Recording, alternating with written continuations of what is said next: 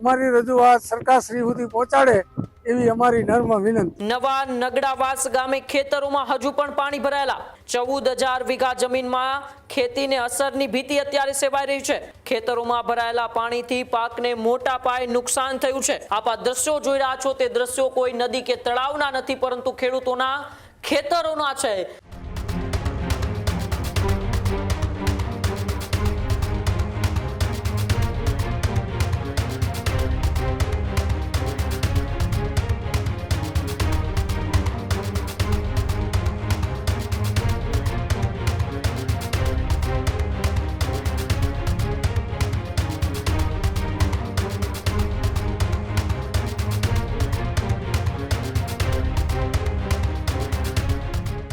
સમાચારમાં આગળ વાત કરીએ તો સમાચાર મોરબીથી સામે આવી રહ્યા છે, જ્યાં મોરબીમાં વરસાદ બાદ તારાજીના દ્રશ્યો જોવા મળી રહ્યા છે। જ્યાં મોરબીની અંદર ભારે વરસાદ બાદ ખેડૂતો છે તે મુશ્કેલીમાં મુકાયા છે।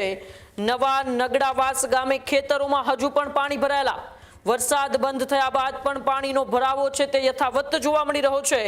14,000 વીઘા જમીનમાં ખેતીને અસરની ભીતિ અત્યારે સેવાઈ રહી છે। 50% વાવેતર નિષ્ફળ થવાની પણ ખેડૂતોને આશંકા છે। ત્યારે પાણી નિકાલની વ્યવસ્થા ન થવાનો આક્ષેપ પણ ખેડૂતો દ્વારા કરવામાં આવ્યો છે। ઓઇલ એન્જિનથી પાણી કાઢવા ખેડૂતો મજબૂર બન્યા છે। ખેતરોમાં ભરાયેલા પાણીથી પાકને મોટા પાયે નુકસાન થયું છે। ત્યારે ખેડૂતોની તંત્ર પાસે તાત્કાલિક મદદની પણ માંગ જોવા મળી રહી છે। વરસાદી નુકસાનીને લઈને ખેડૂતોમાં ચિંતા વધી છે। ત્યારે વરસાદના ત્રીજા રાઉન્ડમાં મોરબી જિલ્લાની અંદર એ 12 મેઘખાંગા થયા હતા। ત્યારે અનેક વિસ્તારોમાં હજુ પણ પાણી ભરાયેલી હોય તેવી સ્થિતિ જોવા મળી રહી છે।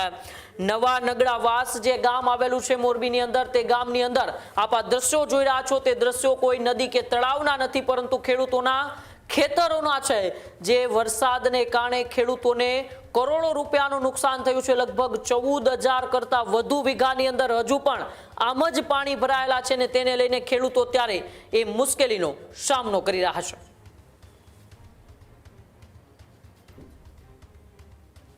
અમારા ગામની અંદર 8 થી 9 ઇંચ વરસાદ થયો હોય અને પાણી ઘૂંટણ અમાણા છાતી અમાણા પડ્યા હોય તો હવે એ ઓસરી ગયા છે, 4-5 દી થયા એટલે ખેડૂતને બહુ નુકસાન થઈ છે। 14,000 વીઘા જમીનમાં પાણી ફેર્યું છે અને ધોવાણે થયું હોય જમીન અને જે વાવેતર હતું એ સાફ થઈ ગયું, ભરી ગયું। તો નર્મદા સાહેબ જે તે આ મીડિયાવાળા સાહેબો અને સરકારશ્રી અમારી રજૂઆત સરકારશ્રી સુધી પહોંચાડે એવી અમારી નમ્ર વિનંતી છે। જ્યાં વરસાદના પાણી 5-6 ફૂટ જેટલા ભરાઈ ગયા છે એ પાણી માટે મશીનથી અમે પાણી કાઢીએ છીએ। જો આ પાણી ન કાઢીએ તો અમારે બીજા મૂળ ઉત્પાદન થાય નહીં, એટલા માટે અમે આ પાણી કાઢીએ છીએ। વાવેતર પહેલાં કપાસનું હતું અને હવે પછી કપાસ વાવેતર કરીશું। 3-4 વર્ષથી આવની પરિસ્થિતિ છે। ખેડૂત ભાઈઓ છે ખેતરમાં ડ્રોન ઉડાવતા હોય છે ત્યારે આપણે એક પ્રશ્ન સતાવતો હોય છે કે જે આપણે અત્યાર સુધી જીપીએસ ટેકનોલોજી વાળા ડ્રોન વાપર્યા છે, જેથી કરીને મોબાઈલ ટાવર છે અથવા તો હાઈ ટેન્શન લાઇન પસાર થતી હોય, કોઈ વૃક્ષો હોય, ત્યારે જે જીપીએસ ટેકનોલોજી વાળા ડ્રોન છે એમાં ટકરાય અને ટ્રેસ થાય છે। પણ એગ્રીવન લાવ્યું છે GNSS ટેકનોલોજી ડ્રોન, જેથી કરીને એ ડ્રોન છે એ કોઈ જગ્યાએ ટકરાય નહીં, પોતાની રીતે જ ડિસિઝન લે છે ને મૂવ થઈ જાય છે, જેથી કરીને GNSS ટેકનોલોજી ડ્રોન છે એ વાપરવાનો આગ્રહ રાખો। આ જ પ્રકારની તમામ અપડેટ જોવા માટે ન્યૂઝરૂમ ગુજરાતને લાઇક, શેર અને સબસ્ક્રાઇબ કરવાનું ભૂલતા નહીં।